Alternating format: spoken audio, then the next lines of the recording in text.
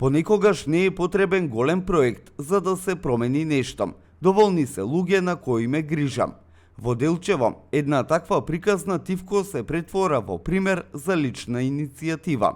Се започнало од едноставна желба да имаат каде да играат тенис, но наместо терен ги пречекало запуштено игралиште со отпад, но наместо разочарување следувала акција. Тенисот за мене представува едно тргнување од обврските кои ги имам како медиум, нели како новинар во внешниот крај, администратор сум на локален портал. Со многу волја, новинарот Валери Спасевски и неколку ентузијасти почнале сами да го враќаат животот на просторот. Се наоѓам на тениските терени во Делчево, кои се две како што може да видите. Имаме уште едно во кругот на училиштето Ванчо Прке во Делчево.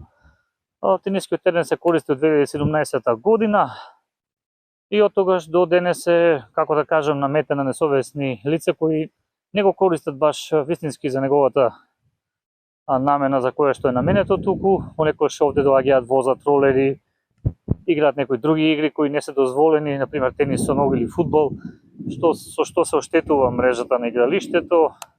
Не се почитува и на дворешниот дел, бидејќи се фрла доста отпад.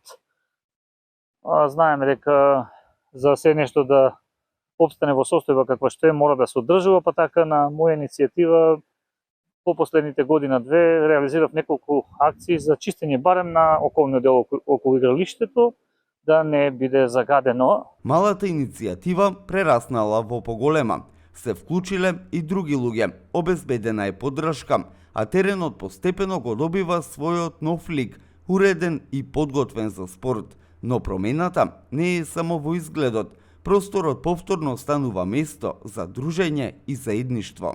Од минатата година и редовно се коси игралиштето, да немаме обрасната трева, да не ни се насобираат животинки.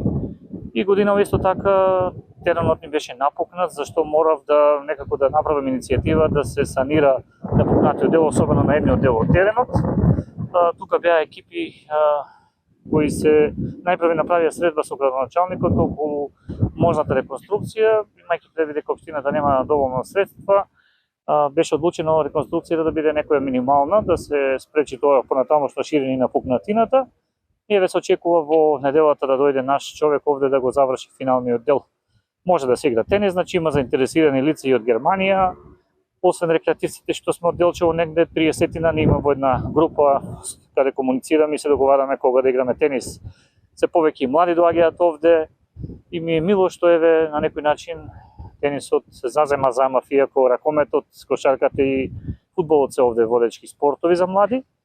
Се надеваме дека тука од спротиву имаме една спортска сала која не е довршена, е најавена дека конечно ќе се гради оваа година, односно ќе се реконструира нејзината внатрешност, па така ќе можеме и зимно време внатре да играме тенис. Граѓаните кои ја следеа онаа акција која се реализираше деновиве, искрено ја поздравија, најдена, како да кажам, на симпатии меѓу населението, што ми е драго, например, бидејќи во акцијата за расчистување на тревнатиот дел на површината која со бетон се вклучи екипи на комуналното претпријатие Брегалници и лица ангажирани преку програмата за општо корисна работа. И сега малку имаме надворешно посреден дел, останува да го довршиме она што внатрешно треба да се направи за да теренот повторно биде како што треба и да не се шири онаа пукнатина, да не се оштетува.